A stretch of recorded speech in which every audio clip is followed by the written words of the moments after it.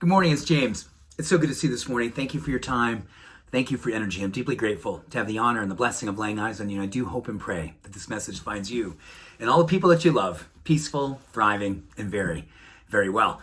So this morning, we are going to agree on something, and I'm just going to assume you're agreeing with me. And I really believe this is a critical agreement that we have to keep, especially this time of the year. You know, as we move into November, December, and here in the United States with Thanksgiving coming up, and then across the world between Hanukkah, Kwanzaa, Christmas, we got a lot of beautiful things that are coming up over these next couple of months. And with that, I believe we've got a lot of opportunity to deepen the practice of self-care in a way that really is, I feel it sometimes heroic, right? I think a lot of us have family of origin stories around the holidays. Hopefully a lot of them are beautiful, peaceful, full of love, and many of us probably have ones that are just pretty much just the opposite of that. Stressful, sad, hard, and all of the experiences of being with family, travel, the things that this time of the year brings up. And one of them in particular for me is just people who I love who are no longer here on the earth plane, and man, I miss them more and more, and just more and more. And with all that, God, right? I'm already just kind of getting wicked emotional. So I want to talk to you today about one of the most important things that we can be doing, not just this time of the year to set a foundation for vitality and courage and compassion and strength and all the things that we'd love to be as we navigate this time of the year, but let's make a declaration, just an absolute commitment to look at this list of things that have been clinically proven to basically augment every part of our physiology, our neurochemistry, our emotional well-being, all of it. And it all comes down to activating or not activating certain genes. All of us have some awesome presentation of genes which give us vitality and strength and longevity and a lot of positivity. And there's also genes that they do just the opposite. And we want to try to keep those genes from firing. We want to keep those genes from acting out. Right? Just like, how many times have we, this time of the year, we acted out and like the next day we go, oh my gosh, I didn't say that, did I? Oh, I wasn't thinking that, was I? Yes, and yes, many of us were and did. So I want to give you 10 things that you can be doing that establish a level of hormonal harmony, an amazing emotional resilience, a way in which you can be doing things, and the way we avoid these things or keep these things to a dull roar, as my mom would say, keep it to a dull roar. You give yourself permission to navigate with a level of passion and purpose, possibility, and yes, all the good stuff.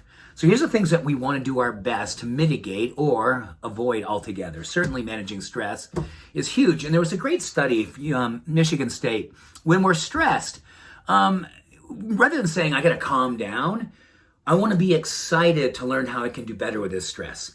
I want to be inspired to learn how to do better with these people. I want to be fully grateful for the way that I'm evolving and showing up differently. That is a huge distinction of how our body registered with stress versus, oh man, this is hard. Oh my gosh, I'm super stressed about this. Oh, I'm not looking forward to this. Oh, this is, and it's not being in denial. It's just shifting the way in which we say, this is happening. Holidays are happening. Family's happening. These people are happening. Stuff is happening. I want to be grateful or excited or looking forward to the way that I will evolve and do better this time. Number 2, right in the heels of that, we got to really be careful about spending time, and this is kind of graphic, but toxic people. That's mean. I'm sorry, but there are some people that are they got such a level of negativity, and you're around them, and you're just like, oh man, I got to shower. I got to cleanse. I got to get some smudging, some sage, and smudge myself after spending time with this particular people or person. So I'm just going to leave it there. I don't want to be judgmental, but there are just certain people that we don't do well with. Leave it there. Number 3, unfulfilling work. So be very clear about the stuff that you're going to give yourself permission to engage with and what you're not be. This is interesting. There's a tremendous study on how in the holidays we tend to be sitting a lot more, just kind of hanging out, watching movies, doing the thing, not doing a lot. We kind of stop exercising, many of us do, or stop doing the things that make us feel wonderful physiologically. So let's be careful about being too sedentary. Pessimism ignites negative gene expression, so let's work on keeping our rituals going throughout the day, gives us a level of positivity and optimism, and steering clear. And pessimism actually gets in the way of healthy telomerase, and telomerase is the enzyme that helps to protect our DNA, especially during stressful times. This is interesting. Eating when you're already full.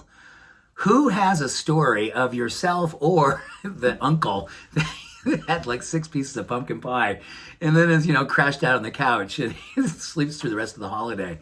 Well, eating when we're already full is wicked bad for genes. It's just, it creates this inflammatory pathway and just a cascade of inflammation. So we want to be clear about that. On worry, distractions, and too much comfort. Those are my last 3. So worry is real, but also giving ourselves permission to elevate the way we see possibility. And I really love this time of the year, setting a bunch of new goals that really help me to feel like my intrinsic levers are being pulled, my internal locus of control is being fortified, and that's all about giving myself permission to live up to the person I would love to be.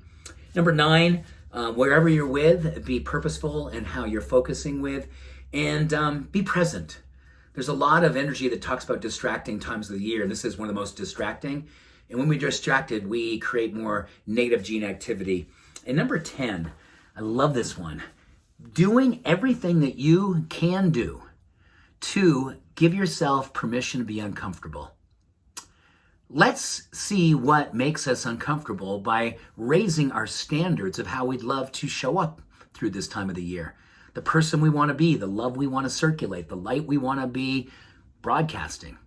And let's be uncomfortable by saying, I'm not going to mail it in. I'm not going to be automatic pilot. I'm going to just go for it. I'm going to elevate the way I show up and really, really be so proud of myself for how I did it, how I showed up, how I loved. This time of the year, and let's make it a practice to continually give ourselves permission to grow. Live up to what we know our heart is asking from us. Because what our heart is asking from us is the truth. It's always the truth. Have an awesome day. Much love. All blessings. Bye for now.